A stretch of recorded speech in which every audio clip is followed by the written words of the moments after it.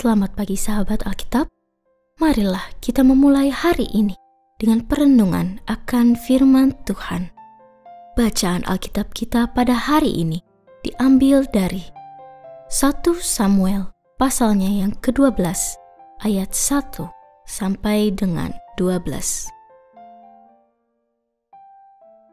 Samuel berkata kepada seluruh Israel, "Aku telah mendengarkan suaramu, semua yang kamu katakan kepadaku. Aku telah menobatkan seorang raja atasmu.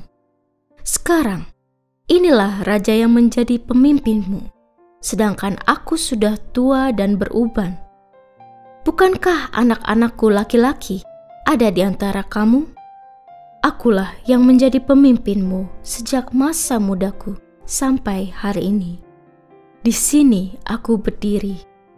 Berilah kesaksian yang melawanku di hadapan Tuhan dan di hadapan orang yang diurapinya. Lembu siapa telah kuambil? Keledai siapa telah kuambil? Siapa telah kutindas? Siapa telah kuperas? Dari tangan siapa telah kuterima suap sehingga aku tutup mata? Aku akan mengembalikannya kepadamu." Jawab mereka, "Engkau tidak menindas kami dan tidak memeras kami. Engkau tidak menerima apa-apa dari tangan siapapun." Lalu ia berkata kepada mereka, "Tuhanlah saksi terhadap kamu. Orang yang diurapinya pun menjadi saksi pada hari ini bahwa kamu tidak mendapati apa-apa dalam tanganku." Jawab mereka, "Dialah saksinya." Samuel berkata kepada bangsa itu, "Tuhanlah yang mengangkat Musa dan Harun dan yang menuntun nenek moyangmu keluar dari tanah Mesir. Sekarang berdirilah supaya aku memperkarakan kamu di hadapan Tuhan mengenai segala perbuatan yang adil yang dilakukan Tuhan kepadamu dan kepada nenek moyangmu. Ketika Yakub masuk ke Mesir dan nenek moyangmu berseru-seru kepada Tuhan, Tuhan mengutus Musa dan Harun yang membawa nenek moyangmu keluar dari Mesir dan membuat mereka tinggal di tempat ini. Tetapi mereka melupakan Tuhan, Allah mereka. Ia menyerahkan mereka ke dalam tangan Sisera, panglima tentara di Hazor, dan ke dalam tangan orang Filistin dan Raja Moab yang memerangi mereka. Mereka berseru-seru kepada Tuhan, "Kami telah berdosa, sebab kami telah meninggalkan Tuhan dan beribadah kepada Baal dan Astoret. Sekarang, lepaskanlah kami dari tangan musuh kami, maka kami akan beribadah kepadamu." Kemudian Tuhan mengutus Yerubbaal, Barak, Yeftah, dan Samuel. Ia melepaskan kamu dari tangan musuh-musuh di sekelilingmu, sehingga kamu tinggal dengan tentram. Tetapi ketika kamu melihat bahwa Nahas, raja Bani Amon, datang untuk menyerang kamu, kamu berkata kepadaku, "Tidak, seorang raja harus memerintah kami, padahal Tuhan Allahmu adalah rajamu." Sahabat Alkitab, Samuel melakukan semacam persidangan untuk berperkara dengan orang Israel perihal kualitas kepemimpinannya di tengah bangsa itu. Pada satu sisi, tindakan ini mungkin terkesan menjadi cara bagi Samuel untuk membersihkan nama dan kepemimpinannya pasca kesalahan dan dosa yang telah dilakukan anak-anaknya yang korup dalam menjalankan tugas kepemimpinan di tengah umat Tuhan. Samuel berperkara dengan seluruh orang Israel untuk menegaskan ketulusan dan kejujurannya selama menjalankan perannya di tengah bangsa Israel.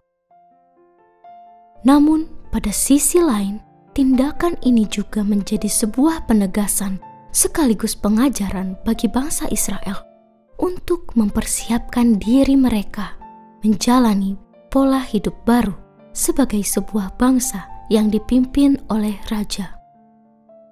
Samuel memberikan pesan yang sebenarnya sangat penting untuk diperhatikan dan diingat oleh seluruh orang Israel, yakni perihal kesetiaan.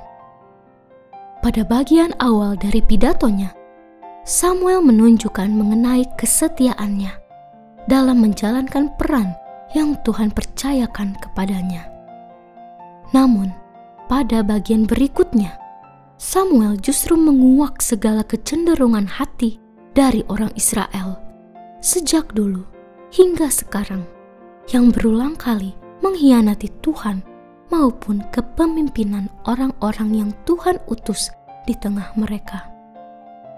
Generasi bangsa Israel pada saat itu pun menyangka bahwa kebutuhan mereka yang sangat mendesak yang akan berpengaruh terhadap masa depan mereka sebagai bangsa adalah kehadiran sosok raja sebagai pemimpin, seperti yang juga dimiliki oleh bangsa-bangsa kuat di sekitaran mereka.